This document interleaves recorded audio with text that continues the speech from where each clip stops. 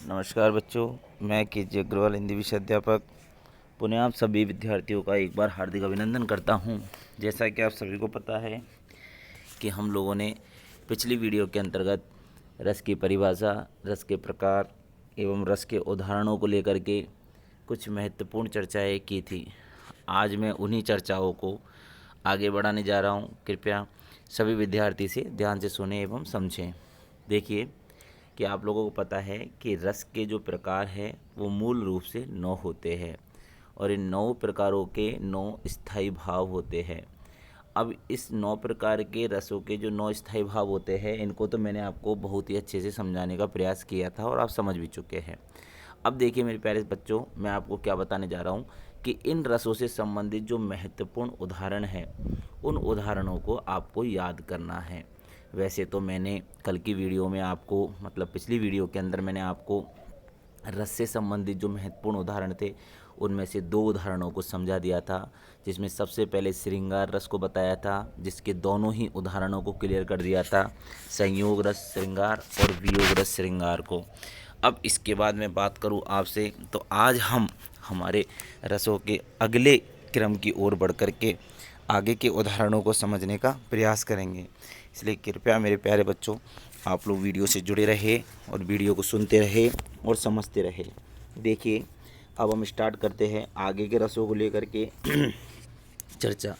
तो सबसे पहले मैं लेता हूँ आपके सामने वीर रस। कौन सा रस ले रहा हूँ मैं आपके सामने? वीर रस। वीर रस का मतलब आप जानते हो कि जहाँ पर भी वीरता की बातें की जाएंगी, जहाँ पर भी वीरता की बातें की जाएंगी, वहाँ पर कौन सा रस जन्म लेगा? वीर रस जन्म लेगा। अब वीर रस जन्म तो लेगा, लेकिन उसका स्थायी भाव क्या होगा? हमारा प्रश्न ये बनता है कि उसका स्थायी भाव क्या होगा। तो मेरे प्यारे बच्चों, आप सभी को पता है वीर रस में जो स्थायी भाव होता है वह होता है उत्साह। वह क्या होता है? उत्साह। तो आपको इसी का एक बहुत ही सुंदर उदाहरण दे रहा हूँ। वैसे तो वहाँ मैंने आपके सामने बहुत ही अच्छे उदाहरण प्रस्तुत किए हुए हैं, आपने सारे याद किए होंगे, लेकिन अब देखिए आप क्या याद कर सकते हो। जिनको भी उन उदाहरणों को याद करने में कोई समस्या हो रही है तो वो इन उदाहरणों को भी याद कर सकता है। जैसे मैं आपके सामने लिख रहा हूँ, खूब लड़ी मर्दानी। यस, देखिए, खूब लड़ी मर्दानी, खूब लड़ी मर्दानी वो तो झांसी वाली रानी थी। खूब लड़ी मर्दानी वो तो झांसी वाली रानी थी,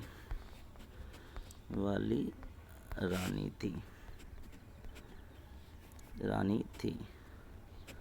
समझ में आया आपके? खूब लड़ी मर्दानी वो तो झांसी वाली रानी थी। तो यहाँ पर इस पंक्ति को सुनकर के हमारे मन में वीरता का भाव जन्म ले रहा है। तो वीरता का जब भाव जन्म लेता है तो उस समय रस तो होता है वीर, और उसका स्थायी भाव क्या होता है मेरे बच्चों? उसका स्थायी भाव होता है उत्साह। उसका स्थायी भाव क्या होता है? उत्साह। तो यहाँ तक की बात आपको समझ में आई होगी। इस उदाहरण को भी आप अपनी कॉपी में नोट कर लीजिए, ये भी बहुत ही महत्वपूर्ण उदाहरण है मेरे बच्चों। अब आगे देखिए, इसको चाहो तो आप और भी आगे बढ़ा के लिख सकते हो कि चमक उठी सन 57 में वह तलवार पुरानी थी, खूब लड़ी मर्दानी वो तो झांसी वाली रानी थी। इस पंक्ति को आप ऐसे भी लिख सकते हैं। अब हम आगे की बात करें तो आगे देखिए, अभी मैंने आपको वीर रस बता दिया है। अब मैं आपके सामने एक बहुत ही महत्वपूर्ण उदाहरण को प्रस्तुत करने जा रहा हूँ। उसका नाम है भयानक रस। क्या नाम है मेरे प्यारे बच्चों? भयानक रस। भयानक रस का आपको पता है स्थायी भाव क्या होता है? भय होता है। स्थायी भाव क्या होता है? भय होता है।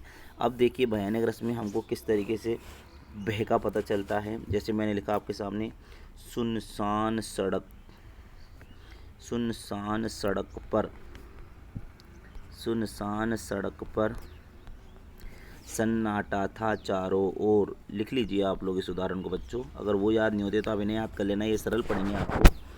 सुनसान सड़क पर सन्नाटा था चारों ओर, चारों ओर मतलब चारों तरफ। आगे क्या है? लग रहा था डर, लग रहा था डर। सुनसान सड़क पर सन्नाटा था चारों ओर, लग रहा था डर। इस डर को दोबारा लिख देता हूँ मैं। यस, लग रहा था डर। दूर भी थी बौर, दूर भी थी भोर, भोर का मतलब होता है बच्चों सुबह, भोर का मतलब क्या होता है सुबह, कि सुबह भी दूर थी और सड़क भी सुनसान थी और उस सड़क पर सन्नाटा छाया हुआ था। तो सड़क पर सन्नाटा छाए होने के कारण से किसी को डर लग रहा है और उसी डर के कारण से यह कौन सा रस बनता है, भयानक रस बनता है। और उसके अंदर जो स्थायी भाव जन्म लेगा वो कौन सा लेगा मेरे बच्चों, जल्दी बताओ आप। वेरी गुड, वह भय नाम का स्थायी भाव उसके अंदर जन्म लेगा। यहाँ तक की बात क्लियर है, वेरी गुड। अब देखिए मेरे प्यारे बच्चों, मैंने आपके सामने वीर रस और भयानक रस तो यहाँ पर प्रस्तुत कर दिया है। अब मैं जो आपके सामने प्रस्तुत करने जा रहा हूँ उसका नाम विभत्स रस। क्या नाम है मेरे बच्चों, विभत्स रस। विभत्स रस का जो स्थायी भाव होता है वो क्या होता है आप सबको पता है। इसमें क्या होता है मेरे बच्चों, घृणा होती है, घृणा, जिसको हम जुगुप्सा भी कह सकते हैं। क्या कह सकते हैं, जुगुप्सा। ये आप लोगों को याद है ये, क्योंकि 1 नंबर के प्रश्न में आपके रस से संबंधित यह भी पूछा जा सकता है कि वह कौन से रस का कौन सा स्थायी भाव है। अब देखिए हम विभत्स का उदाहरण देखेंगे। यस, गिद्ध और चील मंडरा रहे थे। गिद्ध और चील मंडरा रहे थे, मंडरा रहे थे। लिख लीजिए आप, ये सरल उदाहरण है बच्चों। गिद्ध और चील मंडरा रहे थे, चूहे को तड़पा रहे थे, चूहे को तड़पा रहे थे, तड़पा रहे थे।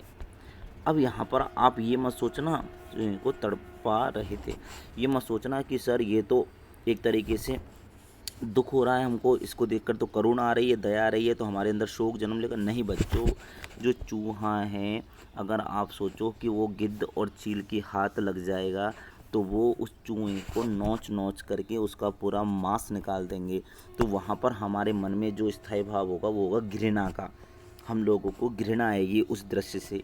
तो जिस दृश्य से घृणा का जन्म होता है उसी दृश्य में कौन सा रस उत्पन्न होता है, विभत्स रस उत्पन्न होता है।